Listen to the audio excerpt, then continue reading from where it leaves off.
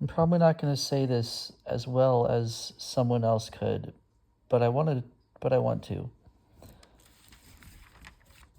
Uh, there's a couple of verses I wanted to point out. There's probably a few I probably need more of, but the first one I saw, it talks about,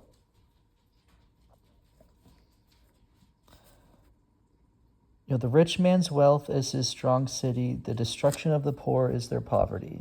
Or another way of saying that, the wealth of the rich is their fortress. And in its context, think about God is, there's a literal translation of it. Because all these things just in the atmosphere, whatever, everything out there, it has it all can point to God in some way. Like, you look through the Psalms and it's like we know God because, like, one, just look at the world. This world had to be created, and two, when you look at this world, there's like all of these things in the world that actually point to who God is. Even like I just found out the other day, something as insignificant as a worm. God takes the foolish things to confound the wise, or stuff like that. Like, just as insignificant as a worm. Like, God put this worm that actually displays himself and who he is. Because this worm, that when it's come time to die, or when she will go to this tree,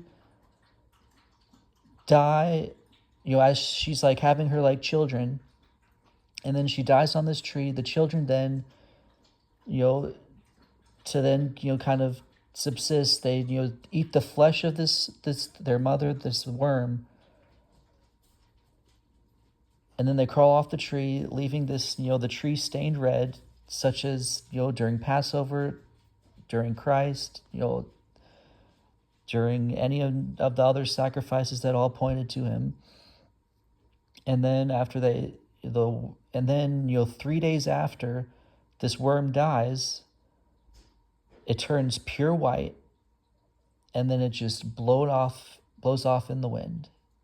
And that, like, all pointed to Christ, and all pointed to Christ.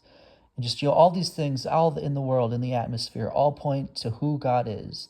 It's not just this, oh, how did this world come to be, must be God. It's like, just look at yes, look at all this world, it has to be God, but also look at the world. It is God. Not that, oh, God's in the trees, he's in the wind, he's in the rocks and the air and the streams and the blah blah blah blah. Like, no, like, it all like points to God. He loves all of those things. And so, like, and for this particular passage, like, yes, there's like a literal, but it's also like it points to like a spiritual truth. Because what makes a man rich? This part I don't fully have the way of explaining this. Like, there's a spiritually poor. Like, you look at Psalms, or like the Matthew, like, blessed are the poor in spirit, for they will be filled. There's a poor in spirit, and then there's a rich in spirit. And when you are poor in spirit, you go to God, and he'll fill you, and you become rich in spirit from God, what God can give you. And the richness of God, you look at all these things, it's like, what makes you rich? It's, it says, like, the wisdom of God is like better than like jewels and rubies and silver and gold, and like more expensive, or like, yeah, worth more, or is more, like, than all these things. That his commands, his statutes, his judgments, they're all better than silver and of gold. Like, to what makes you rich is, one, all of God and what he can give you, and his love, but in his mercy and grace, but also like his wisdom, his commands, his statutes, and all these things. So to look at this verse, a rich man's wealth is a strong city. Basically, what that is in the literal sense is, if you have all the money in the world, pretty much anything that might come up that happens, you just have money to throw at it. That's your fortress. Anything happens to you, you've got money. You got money to burn. You get sick, throw some money at it. But if you were following God's commands and his statutes, and trusting him, and having him in you, and his grace, mercy, and love, but also following his commands and statutes, you actually won't get sick. And if you did, you could just ask for prayer and be healed, and your sins be forgiven. And, rich man is something, his fortress is, oh, well, if he does something wrong, he's just got some money. He doesn't necessarily have to build his house all perfectly and all planned out necessarily. He can just run or whatever.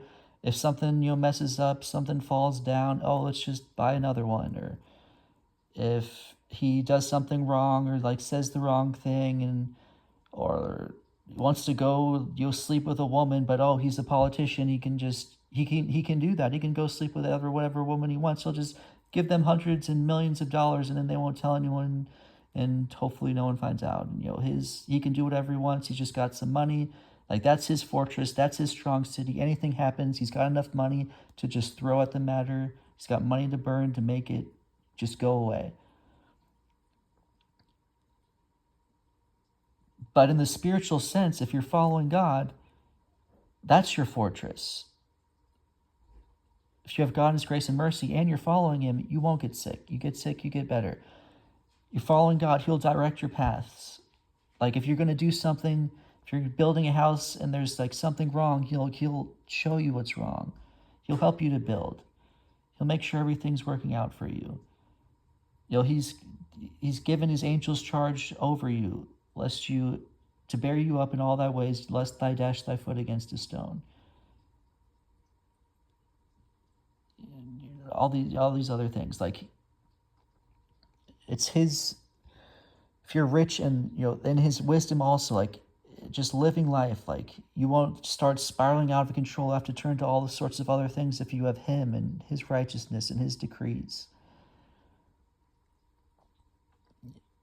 When you make God your fortress instead of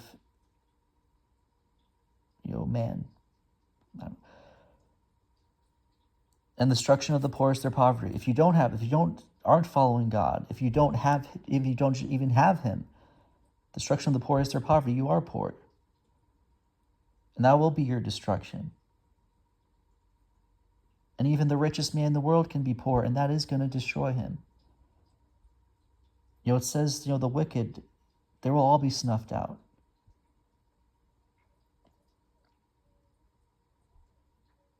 And I don't know if I'm saying this the best way, if I said something off, but like that's just kind of all this stuff, that's kind of what that's kind of telling me.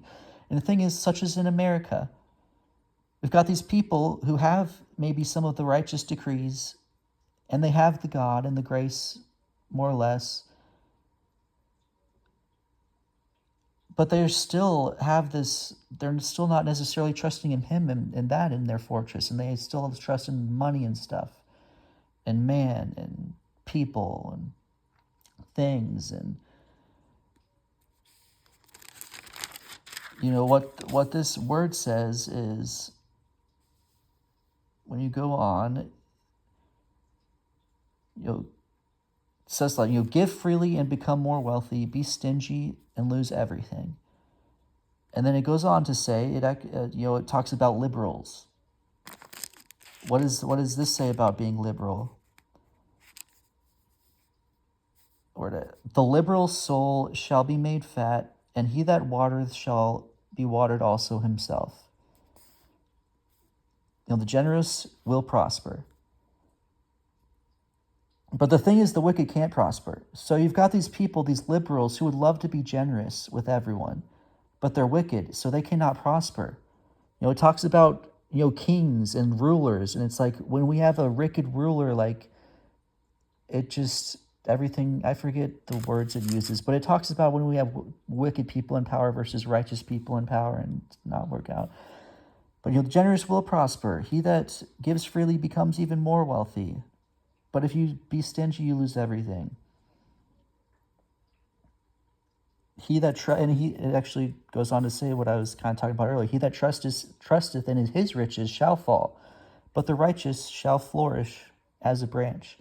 And we would somehow bring this country together if we just called sin, trusted in the Lord and Jesus, the worm, who died. You eat His flesh.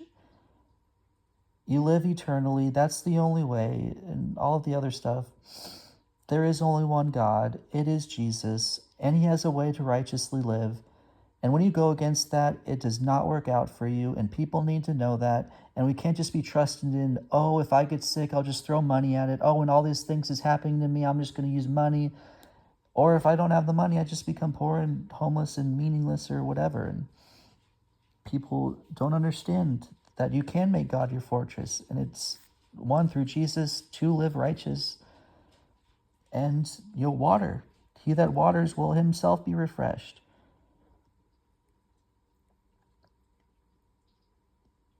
And if we could somehow get the righteousness of the Republicans and the liberalness of the liberals together, we would have a country that could